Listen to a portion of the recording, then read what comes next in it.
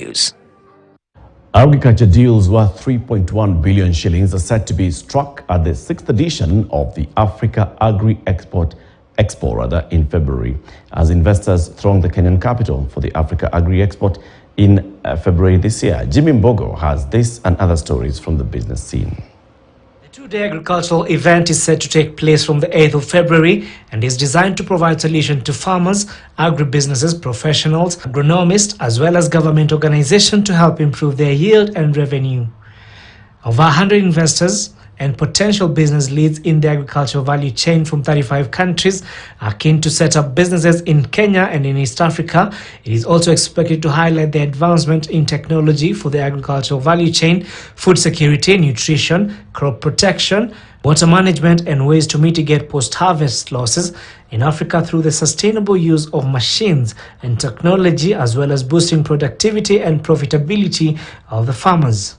One of our strategic objectives is actually to onboard and to mainstream the youth in the agriculture sector.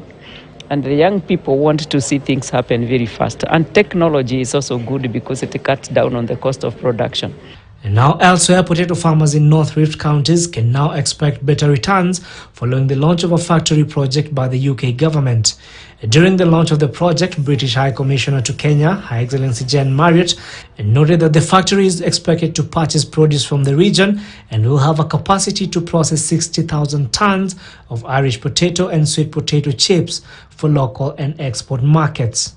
When I handed over the Iten Urban Economic Plan, I promised that the UK would build and create a pipeline of anchor investment projects for real impact on the ground.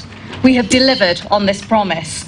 We've collaborated with the county government and other stakeholders to prepare the 3 anchor projects you've heard about today. There is no business of government starting business or projects or even companies. We've seen in Kenya, all our factories are collapsing. You go to Mumias today, they inject 2 billion, they steal in 2 months, and then in 6 months it collapses, they inject another 2 million. Before Mumias does it, Chemelil is dead.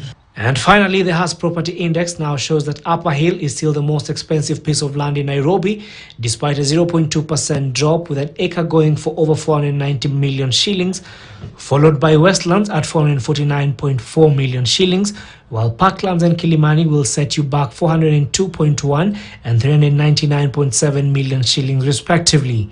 Among satellite towns, Ruaka leads with an asking price of 98.4 million per acre, while Kiambu and Mlolongo have prices of 43.7 million and 34.1 million shillings respectively.